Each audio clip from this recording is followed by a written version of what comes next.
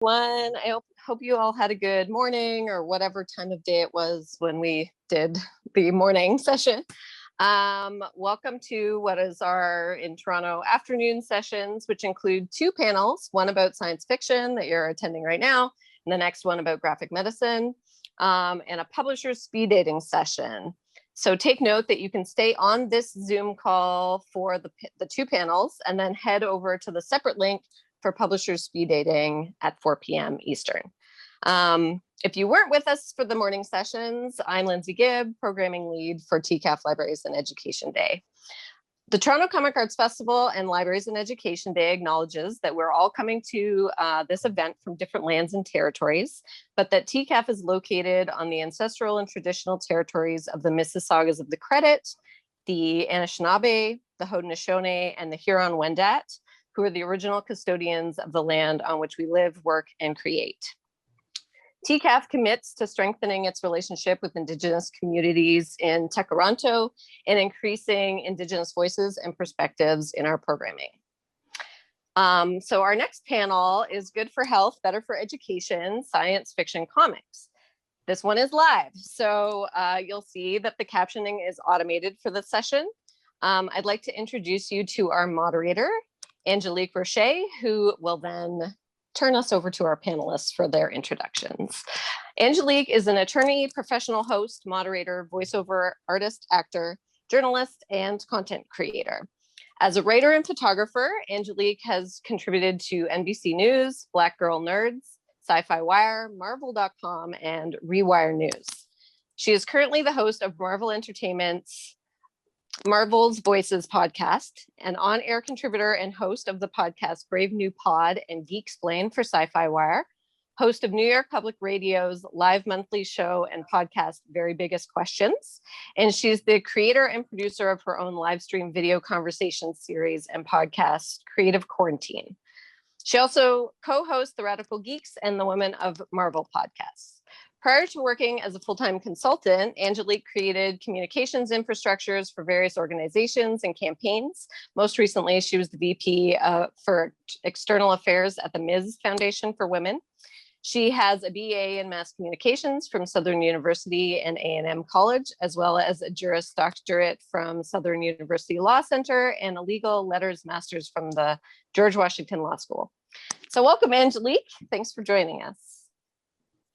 Thank you so much. I'm so excited to be here. Out of all the things you just said, one of the things that I'm most excited about is that I am the daughter of a librarian. And so I am geeked to be here to talk about books, specifically talking about sci-fi and the power of sci-fi books and novels and graphic novels. And to be here with such incredibly folks.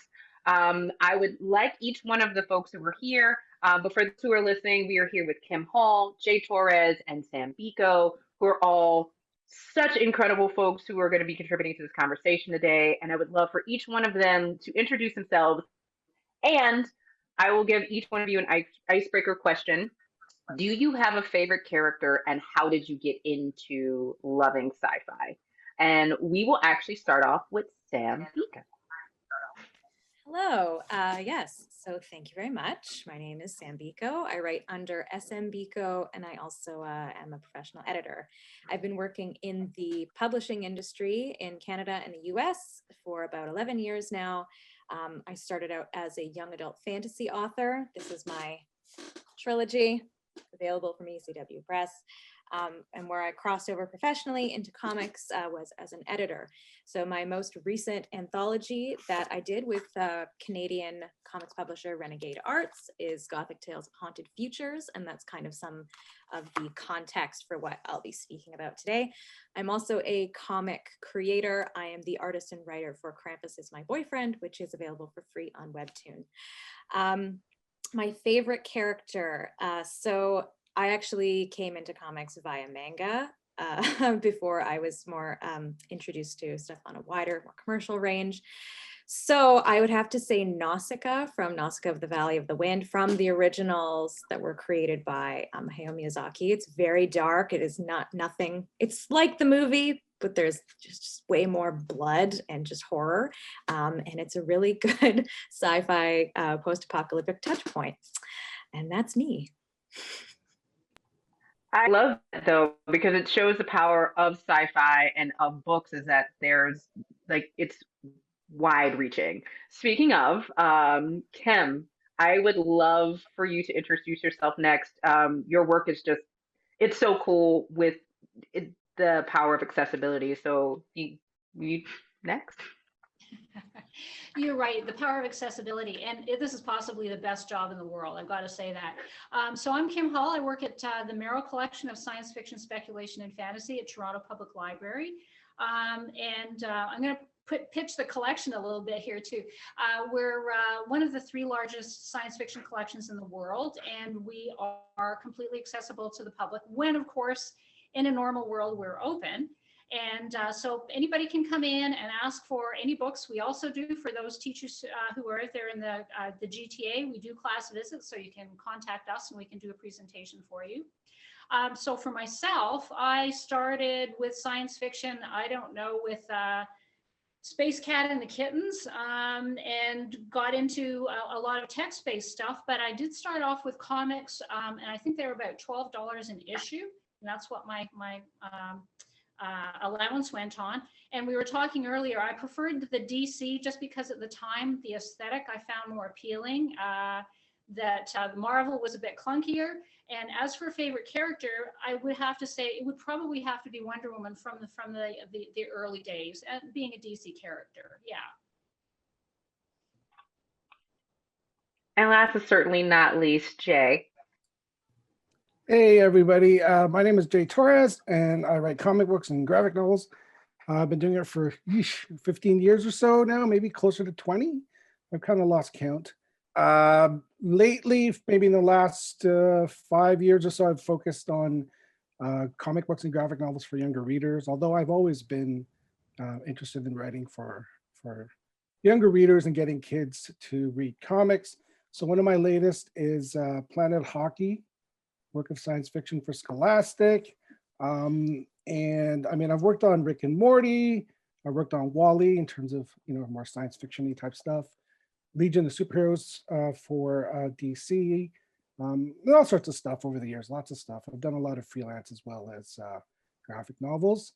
And in terms of favorites, it's so hard. I love me some robots and cyborgs and android types, and I've written about them too. This is the kids' graphic novel series that I write with artist Sean Dove. If I really had to choose, it would have to be Vision from Marvel. But if we had to go kind of, more leaning towards the science fiction side, oh man, this is hard. This is really hard, Angelique. I can't.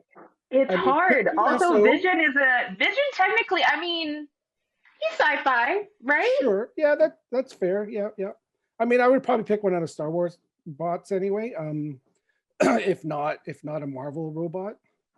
So R2, K2SO, Chopper. Any of those guys. Love it. Also, it is very hard. There are decades and decades and decades of characters to choose from. So well job and well done to all of you. So I kind of want to start off with Kim, because we mentioned this idea of accessibility. We mentioned this concept of, falling in love with comic books. In your work, you have this opportunity to be like the front door, right? Like you have this opportunity to be the front door, but also to be the custodian of bringing a lot of these graphic novels in. For folks who understand sci-fi and graphic novels and pulp fiction, all the things that kind of fit in that genre, sci-fi can sometimes get, not a great name on being as serious as it really is, but it's such an inspiration for even modern technology.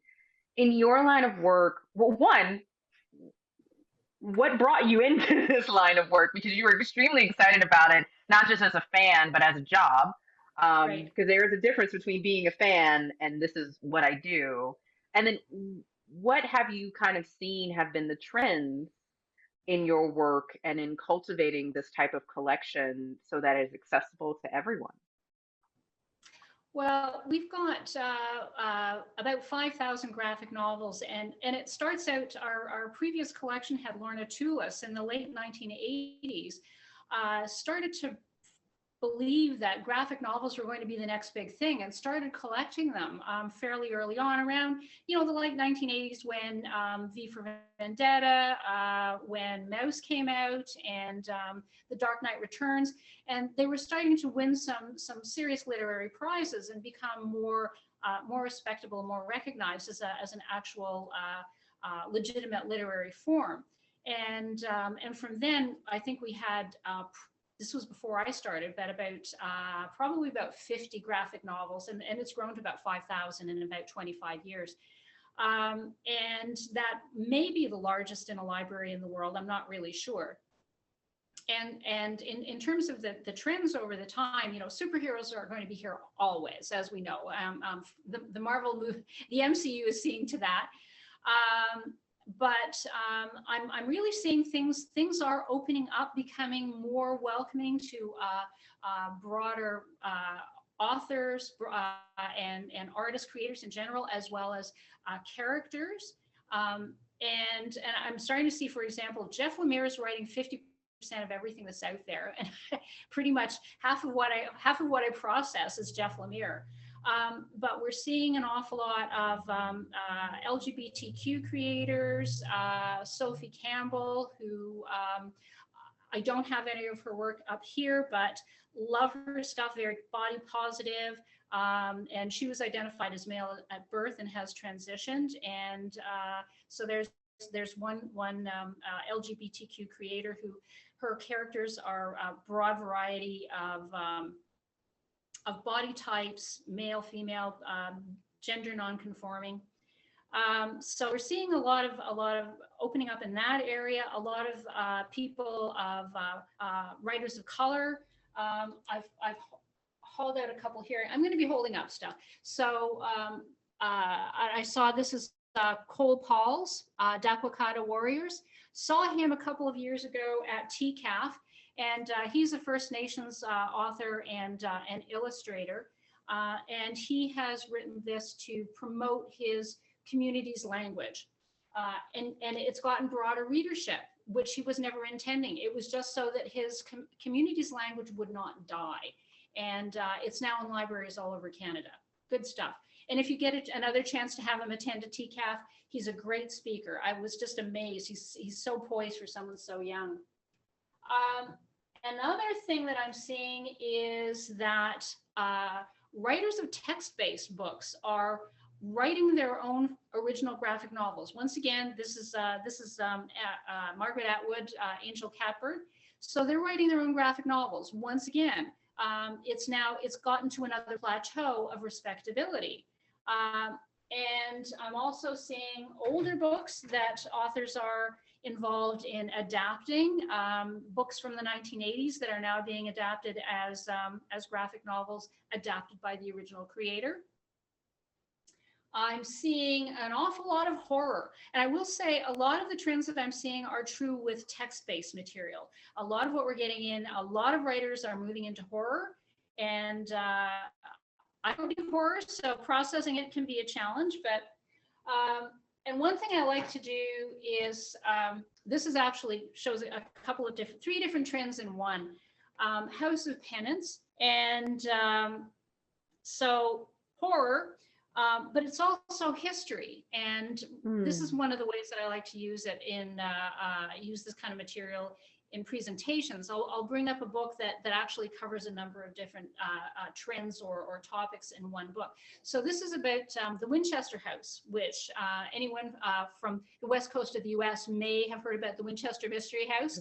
And the creator was the widow of the inventor of the Winchester repeating rifle. And she started building this house with corridors going nowhere, staircases going nowhere, doorways going nowhere. So this is a bit of history, but it's also horror, in that there's the possibility that possibly it was Cthulhu that caused the 1904 San Francisco earthquake. We're not sure. Definitely ghost stories. I recommend it. And I love that. So I want to take a second. We do have a new panelist who just joined us, and I want to make sure he gets a chance to introduce himself. Our final panelist, Ronald. Hi. We had each one of our panelists give a little bit of their bio, and then also give us their favorite character. It doesn't have to be from comic books or graphic novels. It could be from a prose novel, preferably sci-fi, as a word it fits in. But please, and I want to take a second just to introduce our panelist. Okay, sorry, folks. Apologies. Yeah, my name is Ronald Wimberly. I'm an animator, illustrator, cartoonist. I wrote Prince of Cats. I put out a newspaper called Lab Magazine. I did another book called Black History in Its Own Words. It's mostly quotes though, so I didn't really write that one. Yeah, so favorite character? I don't know the character's name, but it's probably the little girl from Otomo's book Domu, if I'm picking right now. Or maybe the children from Tekon Kinkurito. Word. And it's supposed to be comics, right? So it could be. We opened it up to prose because we had some not so strong. We wanted to make sure we were all inclusive. So all good. Okay. Huh. Yeah, I'm still gonna go with that because I don't really do favorites anyway. So it's really just whatever's the first thing that comes to mind, right? Like, how do I compare? Also, absolutely, completely works. So we are actually kind of just, Kim was just giving us a breakdown of all of the work that she does in cultivating and collecting graphic novels and kind of the trends on what's going on sci-fi. And what I love in graphic novels, and what I love is that you mentioned this mix between graphic novels, folks who write prose, people who are coming in and stepping into this arena and doing their own original work. I think that's such a beautiful segue over to you, Sam, because you've done prose, you've been an editor, you've worked in the graphic novel space. You know, for folks who may not understand or may not like necessarily get the nuance between how different the constructions of these pieces are, you know, talk to us a little bit about your work, but also like how you've been able to shift and move and develop out in these different spaces, and any like stark differences you see, and why did you decide to go into the graphic novel space? Definitely. Well, I decided to go into it as an editor because I was already an editor, and I was working primarily in science fiction and fantasy, so juggling a lot of very complex, nuanced stories, world building, mythology building, like very complex.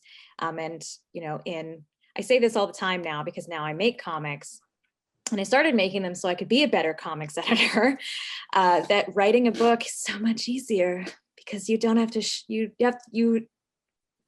It sounds really elitist and very privileged, but you know, you're painting pictures with words. You're able to write more, to explain more, explain less. Yes, there is obviously a nuance between showing and telling, but when you get down to doing comics, you know, you're building out story by situations, by very pared down, by interactions. You know, in a novel, you can be very descriptive and you can really seat someone deeply in their mind in a story. But a comic, you really have to marry visual and text. What a lot of people don't realize from the comics editor's side is when you're overseeing a project and it's a creator, it's a writer and an artist, they both have different visions for maybe the same story. So having to work with more than one person to get their vision out, and also balancing, because it's not that the artist is more important than the writer. They both have to collaborate to get across what they're saying, which I found that to be a very big challenge when doing Gothic Tales of Haunted Futures, which is a follow-up anthology. Am I mirrored? I also just realized this. Am I backwards? Sorry. No, it actually comes, you're fine. I'm reading it I don't know about the audience, but I can read it perfectly. Okay, so this was a follow-up anthology. It was, they were all basically conceptual, so we didn't have any of the work beforehand. I was also the co-editor on the first one. You just pull it out of this pile. It's always a pile. Gothic Tales of Haunted Love, which was the original. So we just had a theme, and then we invited people to pitch, and then we selected based on pitches and teams, and nothing was created yet. And then we said, yes, sure, that sounds like it fits. And after they were funded on Kickstarter, we went into the creative process. On the first one, I had a co-editor, but on this one, I was solo. So I was overseeing scripts, thumbs, pencils, everything, and concepts from nothing to this book, which is now finished, and walking every single person and creator, and there's over 34 creators that were involved in this, through. And it's a challenge on every single story. You have an approach to bringing these stories to life. As a writer, as a novel writer, it's very isolated, it's very personal. And then when you're working with teams and they're looking to you for guidance to get their vision out, and I know I'm just rambling now. Well, the great thing about these projects and what I hope that folks are getting across is that when you're dealing with the medium of graphic novels, when you're dealing with the medium of comic books, when you're dealing in animation, it's a team process, right?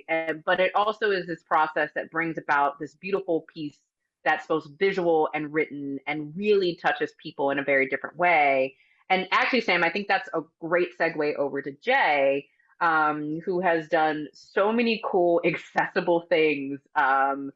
Personally, Teen Titans, I just get geeked, because for me, these are really seminal pieces for a lot of young folk, but you've also done your own independent work, right? You've done this for 15 years. That is not easy. It is long days and long hours, but for you, why did you choose this medium, and how do you feel it does create accessibility for folks who want to get into this space? I tell this story all the time. People ask me, what was your first published work, or when did you get started in comics? And the fact of the matter is, it started in the 3rd grade. And I wrote and drew my own little comic strip. I'm sure it was pretty terrible. I don't remember it at all. My mom never kept it. That's how great it was. But the reaction to that comic strip published in the school paper was so positive and so enthusiastic that I think it planted the seed in my head. This is something that I wanted to pursue, something I wanted to do. Of course, grade 3, you're not thinking about careers or anything. You're just thinking about, I did something people like, so maybe I'll keep doing it. And that's basically what I did. I just kept doing it. And the reason why I made a comic strip is because I grew up reading comics. My dad was a comic book reader. Used to read the Sunday paper and the daily comics before I had my own allowance and I was able to go buy comic books. And I grew up in Montreal, where I went to English school, but we had to study French. But my French teacher, one of my French teachers, Mr. Ricci, love him, kind of encouraged us to read French graphic novels. So Tintin, Lucky Luke, Asterix, that sort of thing. So all my life, I was already gravitating towards comics, but people around me were encouraging of it, or at least they weren't discouraging of it. So this is why I wanted to pursue it as a career. I love storytelling of all kinds, but this is the one thing I guess that really spoke to me the most. It's my first love. I've worked in animation, I've worked in television, but comics are my first love. So that's where I'm coming from. And in terms of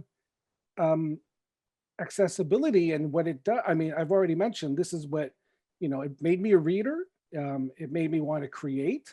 And I think I've seen myself, it does that for a lot of kids, not just, kids that are in my orbit, my kids, my nephews and nieces, but I've done a lot of school visits and library visits and that sort of thing. And almost every single time I do a Q&A, there's 1 or 2 kids who don't ask a question, but instead they hold up, hey, look, I made this. This is my comic. And that's great. There's no question, but that's fine. And I just say that's amazing. I mean, that's what I did, and I encourage it. And yeah, so I think that's the power of the comic book. And I love that. And so, Ronald, I was introduced to your work for the first time over Instagram. I won't even lie. I am a fan of everyone on this panel, but your work really marries this power of statement and art. And I love that, from the colors you decide to use to the quotes that you've used to across the board. You could have decided to do anything. What has been the motivation for you in your original work? And have you seen, how has the impact been? Like, is this something where you're like, oh yeah, I put it out there and it's great, and it's just for me? Or is there a particular motivation specifically in promoting so many amazing people of color, particularly Black people, in your work? Yeah, well, thank you, first of all. I mean, I'm glad the work is, impacted you.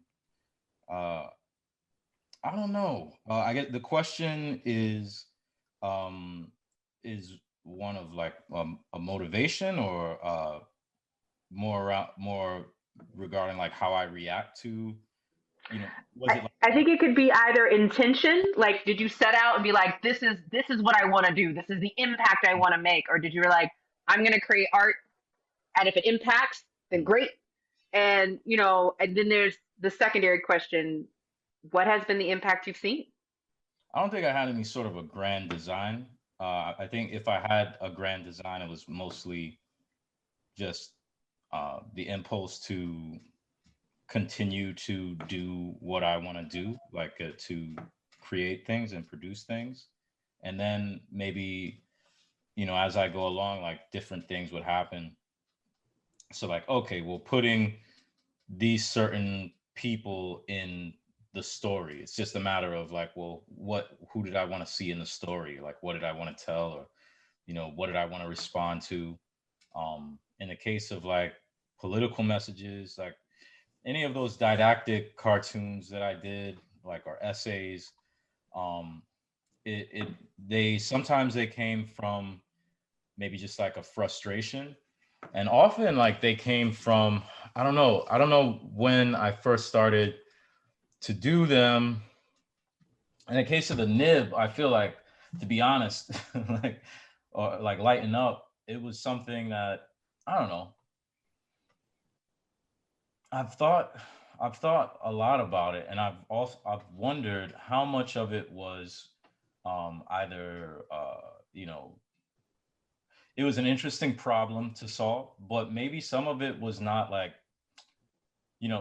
maybe it was a bunch of different things, like being frustrated about a particular situation, or while at the same time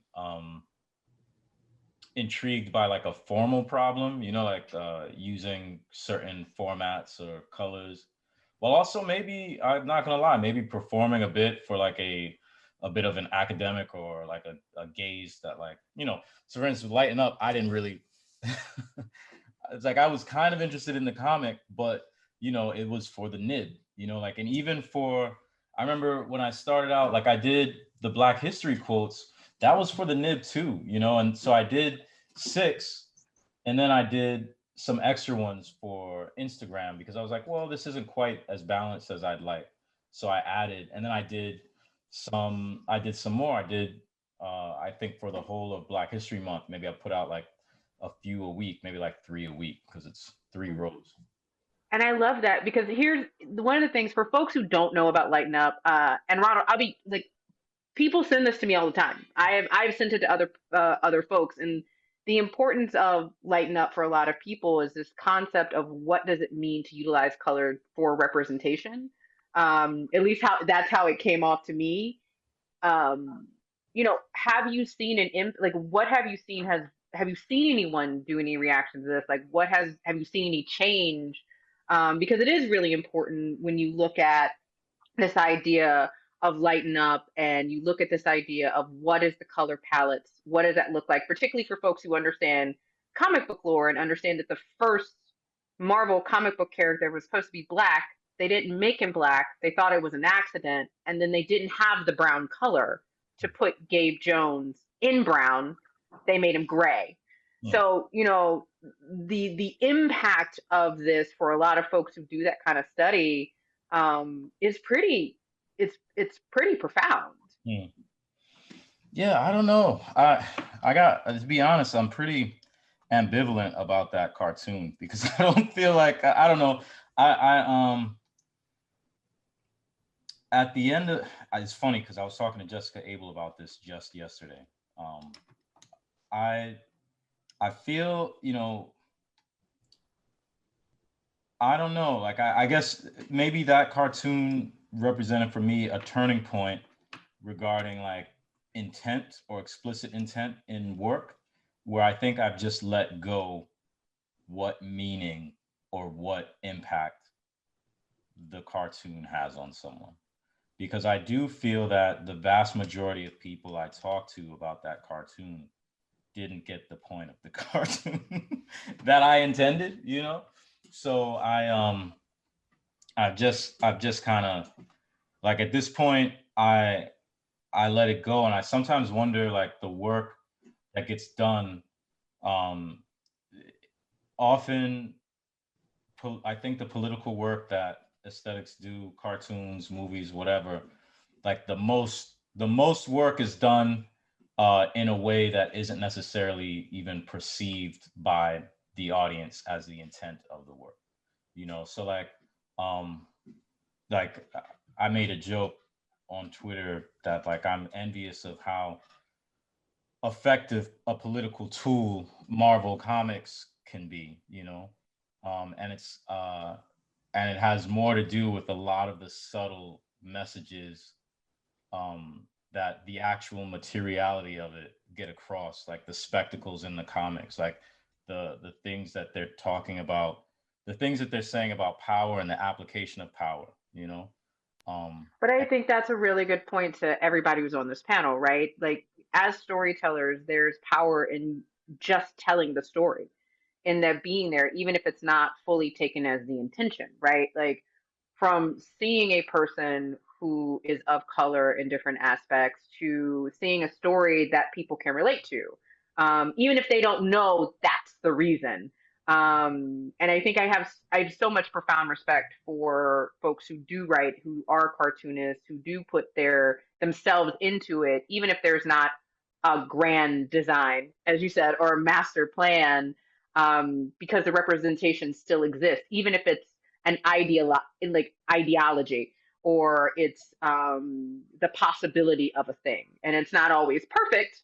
But I think it is definitely out there. And what I think I want to toss out one more question before we go to Q&A. And sorry for cutting you off, Ronald. I know we are getting very close to our Q&A.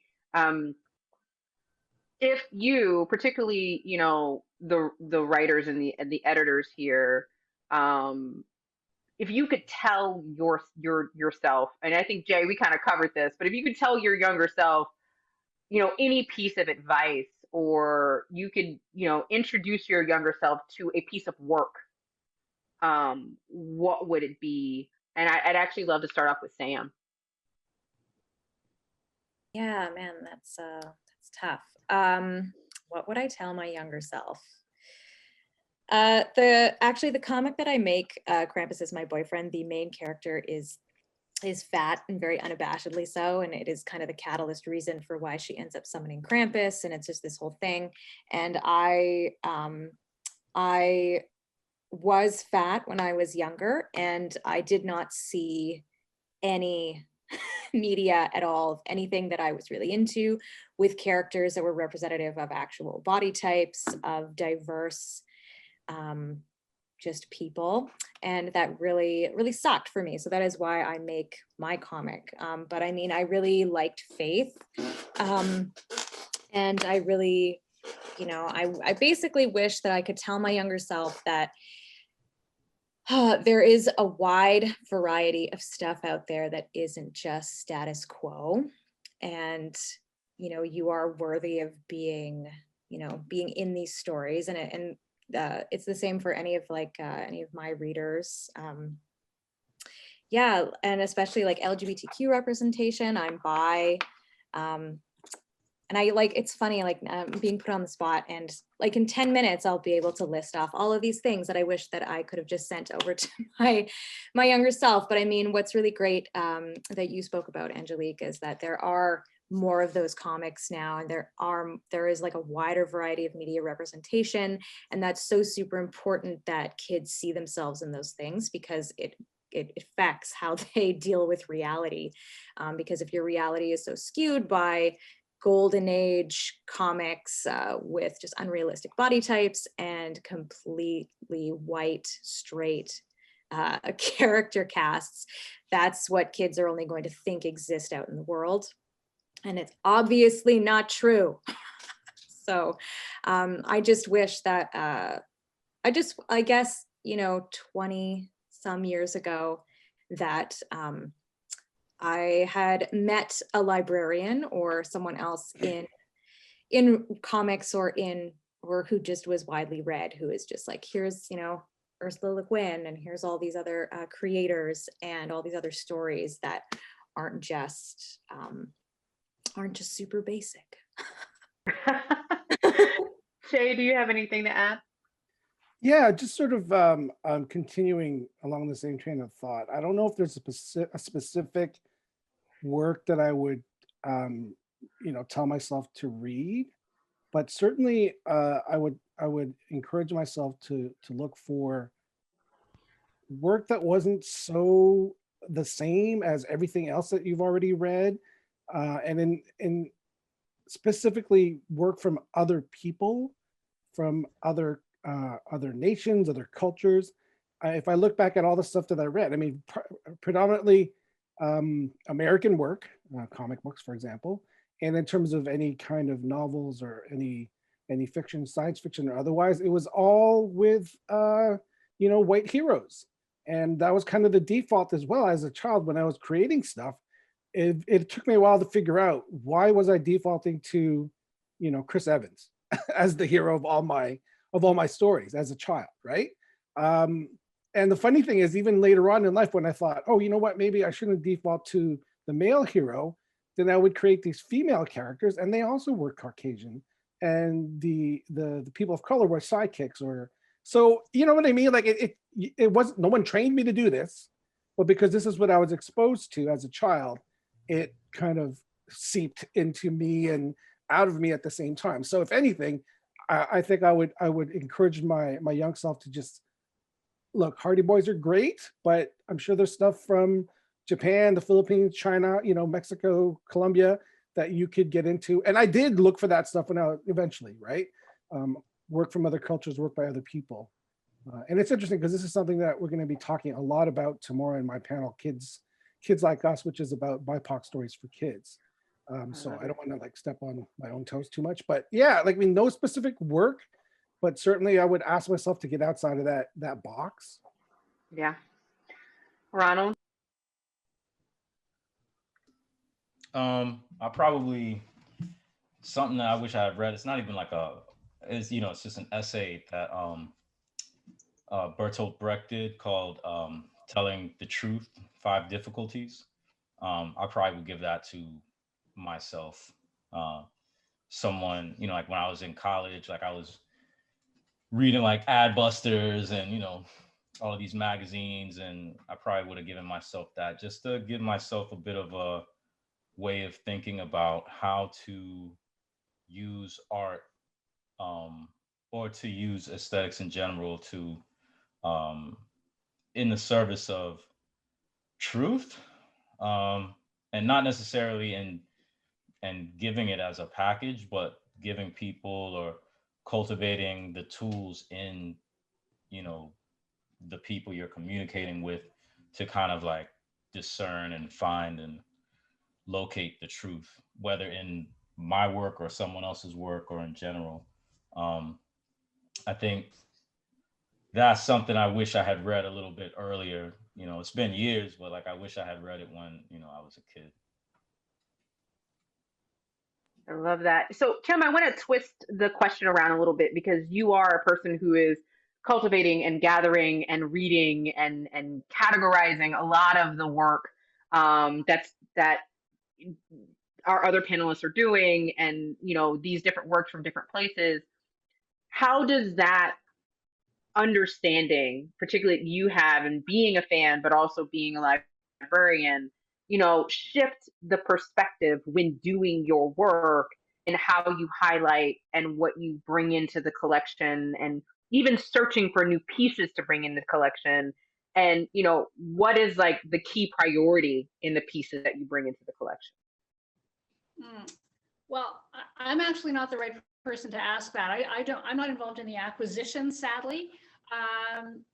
But I can certainly address how we highlight the material once we have it.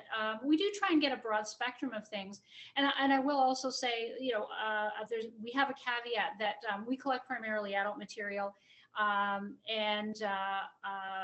we don't get everything. So there are some things out there that we just don't get, that I can't address. But in terms of highlighting, we do exhibits, and we always try and bring in a graphic novel component. It's much more dynamic if we have a graphic novel that is of an appropriate subject. I did an exhibit on politics and science fiction, so I was able to bring in some graphic novels on authoritarianism, dictatorships, etc. We also do, as I mentioned, we do the class visits, and we do basically 3 kinds of class visits. I'll do a general history of science fiction, and which of course then the graphic novels feed kind of very naturally into that. Another one that we might do is actually for what used to be called library school or iSchool, or any of the library training programs, where they want to know how we process things. But the one that I find most exciting, the 2 kinds, we do an art class visit, very heavily focused on the graphic novels, and also some special education classes, and where we talk about how graphic novels can tell stories in different ways. And I've had people say, oh, I guess graphic novels are a little easier to read, and Sam kind of addressed this. It's like, no, they're not easier at all. You have to read the text, you have to read the pictures, and you can read them different ways. So with the graphic novels, they can play around with formats. So a graphic novel can be read from front to back or from back to front, which completely reverses the story. Or in one case, one of my favorite books is called Nogi Gone, and it's by the Belgian team of the Scoyton brothers, and it's a palindrome. So at the middle of the book, the entire story starts to reverse, but the whole thing has a complete story arc. And not only the way they've told it, it's not only the action that reverses, it's the actual emotional content which reverses, and it can only really be told in a graphic novel format. And so it brings different ways of storytelling to children, and challenges them to tell stories in different ways too.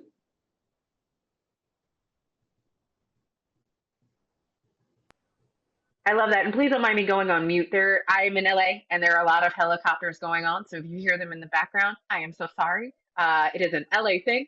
But I love that. And we actually have a couple of questions that have come in on the Q&A. And I love this. One is from Megan Thompson.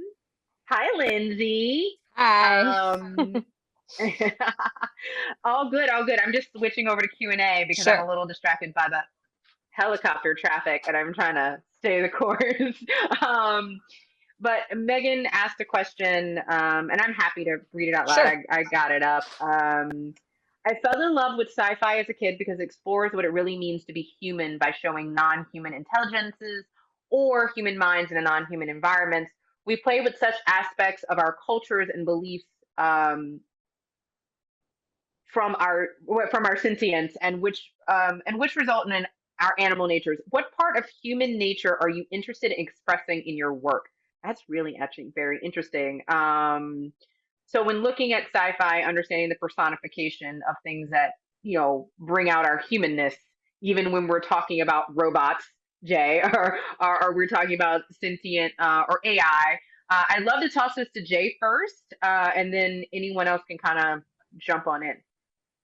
I was just going to say, we were talking about androids and robots earlier, and I think one of the big themes in not only my work, but the work that the stuff that I like to read involves empathy and community and family, and just like the human need for a connection and other people to be part of your life, and reaching out for that and looking for that. Something I'm working on with my eldest child, who could use a little bit of could learn a little bit of empathy for other people, and that's something that's in a lot of my work for younger readers. And I think that's where my love of robots and AI comes from, because they're learning how to be human, and that's a big part of human connection and empathy and feelings and emotion. Does anybody else want to jump in on that one? Please feel free on this question. Yeah. Yeah. I'm interested. I'm interested, particularly like right now, super interested in science fiction or fiction in general, problematizing, right, the notion of humanity anyway, like altogether, and like how it relates to the natural world. Like I think I think like robot comes, like the word itself comes from like a Czech play from like the early 20th century. And I think it's analogous to like slave. So like I like the idea of, I've been thinking a lot about how robots more often than not aren't really a matter of us making something wholly non-biological, but like that we've made people into robots long before we had like plastic or metal. I like the notion of what are the things that we take for granted of this kind of like the formulation of what it means to be human, coming out of the age of enlightenment. Like I like to kind of ask questions of that and think about, is it, how useful it is, what's good about it, what's bad about it, what sort of historical things we take for granted as being primordial, a primordial quality of being Homo sapien, right? But like not necessarily primordial, right? Like I'm into that type of stuff for sure. And I think science fiction has that quality, something like, intentionally or unintentionally, something like X-Men probably raises questions like that. Even historical fiction could raise questions like that, yeah. So that's what I'm that's what like really excites me about that. It's like, what about, like what is it with like like an elephant getting granted personhood, the sort of ethical, the morality of zoos, things like that. I find super fascinating. I think science fiction does a great job on that, like Planet of the Apes and stuff like that. Yeah, and also one of my favorite franchises ever, because you look at that dichotomy of what happens when the roles get reversed, what happens when humanity isn't humanity, and then you seek humanness through literally another type of sentient being. Sam, did you have anything to add? It's really hard to follow that up. But one thing that I encountered and encouraged in our anthology, Gothic Tales of Haunted Futures, was the importance of permanence and impermanence, especially when you're looking at robots and artificial intelligence as being beyond human, but if they can last forever, does the way that they perceive the world and perceive relationships and connections change? Because they can never end, and what happens if they do end, and do they end? So that's something that I really love playing with, and death. Just straight up death is so fascinating to me. as a part of human nature, and completely embracing it, not shying away from it. And if you're an artificial intelligence, what does death mean to you? So. I mean, yeah. We actually have a specific question for Kim. Hello, Kim. How can I book a visit with you guys? I run an elementary school in Oakville, and those sessions sound amazing. Okay, well, I will say that really our bottom limit is about grade 7. We have some material for younger age groups, but we really do focus on grade 7 up to university level. It would really depend on the school, really, and but you can email us, and we're at LS. S is in Sam for Lillian Smith, LSME staff. Do I have the right one there? Actually, just go to the tpl.ca. And I'm sure we can get that typed. I'm sure we can get that typed in the chat for everybody too.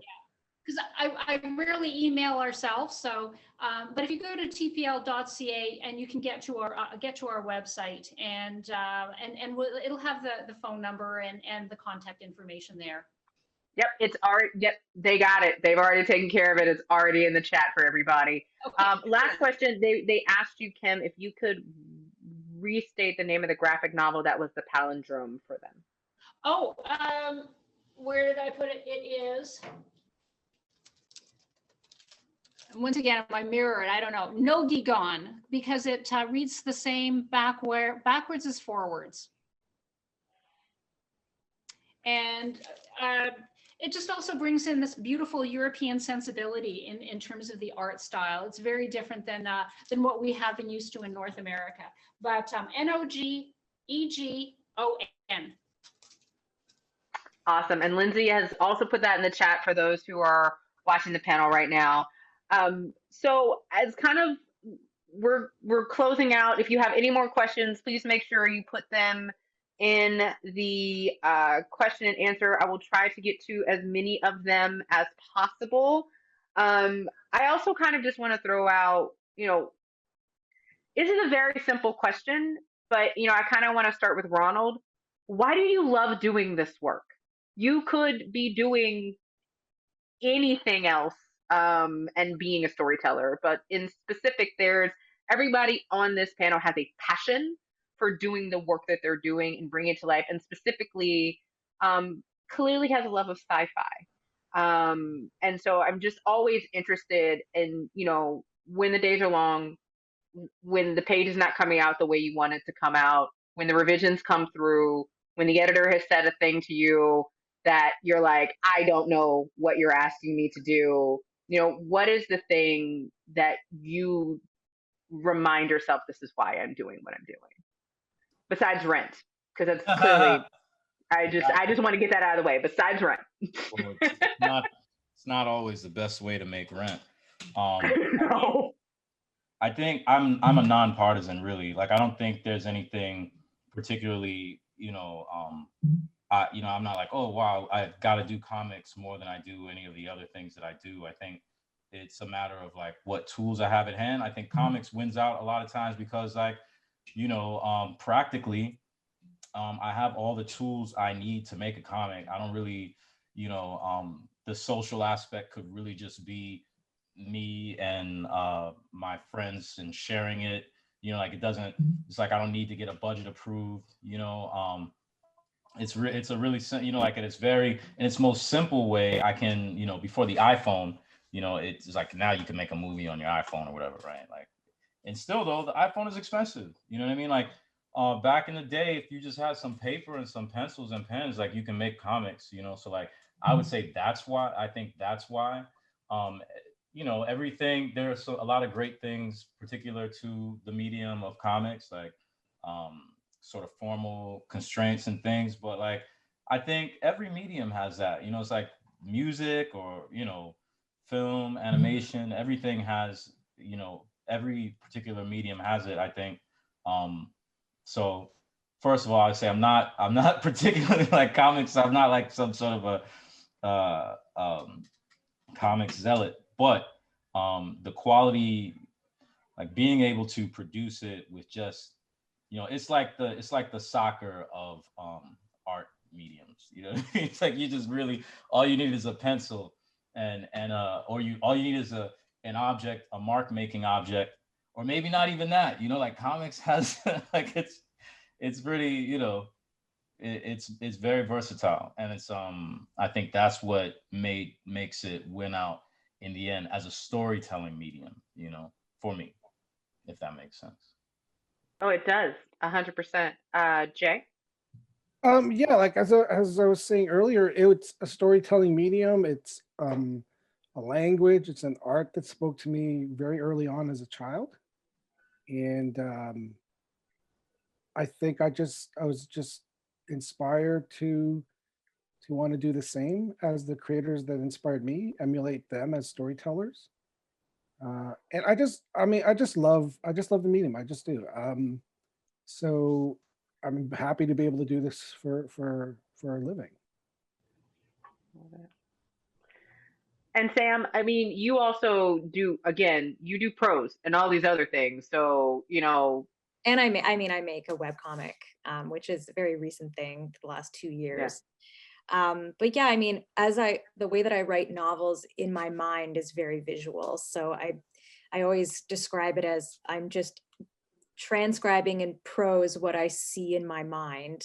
So like comics are perfect marriage of that. And being able to do it is insane. And when I started, I was not very good. But I was really, really wanted to tell this story and tell it in this way, kind of like Jay said, like all the people and all the comics and the manga that I consumed when I was young. And I was inspired by that, and I really wanted to do it too. And then when you step back and you see this body of work that you've created, and you're just, part of you like went into a fugue state when you made it. So when you look at a full finished book, you're like, I don't even remember doing this. And it's just so exciting. And as a creator, you're always changing, and the way that you tell stories is always influenced so sharply by your lived experience. And it is magic doing it. And it's a privilege to be able to do it, but also like Ronald said, you could tell a story with nothing. You can make a comic with cutouts of a magazine. Like you can tell a story. It just matters how, like, that you get it out. That's the most important part. That was absolutely perfect, and a great way to give you all my last question, which is, can everyone tell us where to find you, your work, anything that you want to give, Twitter, Instagram, website, and we'll start off with you, Kim. I know we've already laid out a couple of them, but if you have anything else to add, let us know. That's pretty much it. We're pretty old school at this point. We will be working on some other platforms, but the website and our phone is there as well, and that's the best way to contact us, through the website or by phone. Ronald? Yeah, I'm good at hiding from people. You can find Lab Magazine on beehivebooks.com, I believe. And my works are pretty easy to find. I'm at ronaldwimberly.com, and I'm at Ronald Wimberly on Instagram. Okay. Yeah, I'm J Torres Comics, basically all across the internets. jtorrescomics.com, on Facebook, Twitter, when I'm on there, and Instagram. And last but not least, Sam. My website is smbeiko.com, which links to everything and everywhere that I am on the internet. And my webcomic is Krampus is My Boyfriend, which is available for free via the Webtoon app. Love it. I want to thank each and every one of you. And obviously, I want to thank TCAF for having us. This was an amazing conversation. Thanks for rolling with the punches and answering the Q&A and dealing with helicopter traffic in LA. Y'all are all absolutely amazing, and I hope folks check out all of your incredible work. Thank you so much. I want to thank Angelique, Ronald, Jay, SM, and Kim for being with us today. This session was recorded and all of our sessions will be available on TCAF's YouTube later. We will email all our attendees the links when they're available. So please take a break, stretch your legs, get a breath of fresh air, and we'll get back here in 15 minutes for our graphic medicine panel.